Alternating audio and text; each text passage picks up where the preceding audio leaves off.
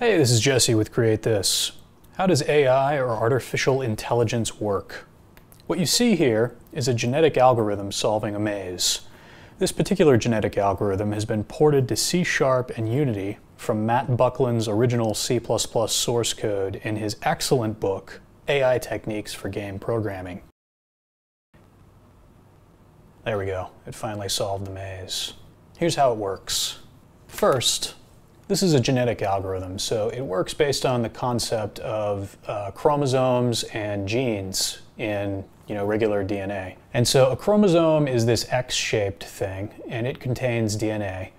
And then DNA is composed of genes, and so a gene is like a section of the DNA.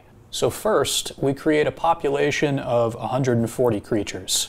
Now you can visualize a creature as this white line here.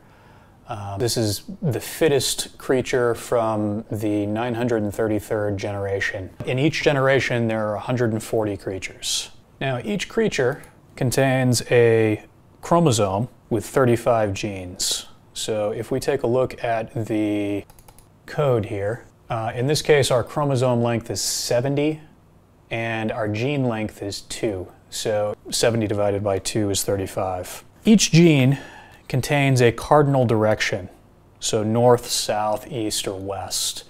And we can visualize that in the maze controller source code here. So we've got a move operation that helps us visualize these. So 0, if the gene is encoded as a 0, that's north. 1 is south, 2 is east, and 3 is west. Thinking back to the picture of the creature that's like a long snake, it starts on the right-hand side of the screen, and its goal is to make it to the exit on the left-hand side of the screen. So each one of those blocks can be thought as a direction that has been encoded as a gene into the chromosome, and it just progresses across the map. For the first generation, we create the contents of these chromosomes completely at random. In our create start population code in the genetic algorithm source code, our population size is 140, and so we clear out any genes that are in there. There aren't any at first, and then we iterate through 140 iterations, and for each iteration we create a baby with a chromosome length of 70 or 35 if you want to think about it that way, and we add that baby to the list of genomes that are available. Step 2. Next, we rank the creatures according to their fitness. This is a very similar process to the process of natural selection in real life. Creatures who get closer to the exit of the maze are given a higher fitness score. The creatures that are more fit are given a higher chance to reproduce. Where we rank the fitness is in the update fitness scores method, and it's actually, the fitness is derived from this test route method over here in maze controller. And so test route goes through and it basically tests to see how far away we are from the exit by the end of the snake, right? And so it gives a score with 1 being a perfect score and anything less than 1 being less than perfect.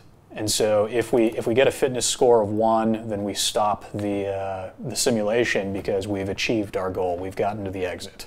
Step number 3. Next, we choose 2 creatures from the population, again giving the fittest creature the highest chance of being selected. We call these 2 creatures Mom and Dad. Where we choose the creatures is in this roulette wheel selection method. This is based on the fitness score combined with a random value. And so that way we don't just select the fittest creatures every time. There's also a random element to it. Let's see, so if we go down here to where we choose, the epoch method is where we choose the Mom and Dad. So we choose the Mom and the Dad using the roulette wheel selection method. And then we create some empty babies, and we go over into this crossover method. Step number 4. Finally, we create 2 babies from Mom and Dad's chromosomes. The chromosomes are not copied, but rather spliced together at random, partially from the mom and partially from the dad. Randomly, well, okay, let's move on to that in a second. So This is the crossover method that controls creating the baby's chromosomes. As you can see, it takes the list of chromosomes, or the list of genes rather, from the mom and the dad, and also the empty babies. And so it says, you know, this is like a check to say, hey, if this random value is greater than a crossover rate, then we'll just copy instead. But if it's less than the crossover rate, we come down here, we pick a random crossover point. So if you think of the chromosome as a long string, for example, if you think of it like a string of numbers, right? Like 1, 2, 3, 4, 5, 6, 7, 8, 9, 10, right? 10, there we go. So if that was our chromosome, what this does is it picks a point to cross over. Say it picks the 5, right? So this would be index 0, 1, 2, 3, 4, right? So at index 4, it's going to cross over. And so then what it does is it copies 0 through 4 into the first baby, right? And then it copies from the mom, right? And then from the dad, it copies 0 through 4 into the second baby, okay? And then for the second part of the crossover operation, on the first baby, it takes like 4 through the end there. Oh, copying something by accident. Takes 4 through the end, and it copies that into the first baby, and then it takes 4 through the end from the dad, or from the mom, and it copies that into the second baby. So by doing that, we've split the mom and the dad's chromosome at some point, and that point is a random point, okay? And then we've added those to the babies. All right, next, randomly we may decide to mutate a gene within the chromosome. This creates a baby slightly different from mom or dad, and again is very similar to the way genes mutate at random in real life. So the mutation method is right here. It's very short.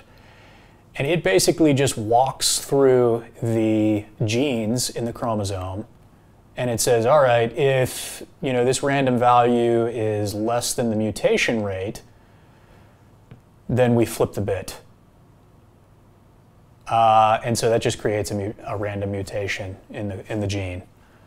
And so we might do that more than once per chromosome, or we might not do it at all per chromosome. It just depends on the mutation rate here, right?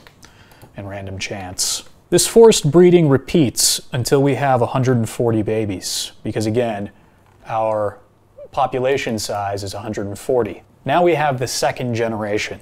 So once we've created 140 babies from all of these moms and dads that were deemed to be fit, that's our second generation. The whole process then jumps back to step number 2 and begins again. The algorithm stops when the creature has reached the exit. At this point, the computer has learned how to solve the maze using a genetic algorithm. This is a basic and crude example. It does not use neural networks, which are kind of a different thing. I hope to make a second video very soon about neural networks.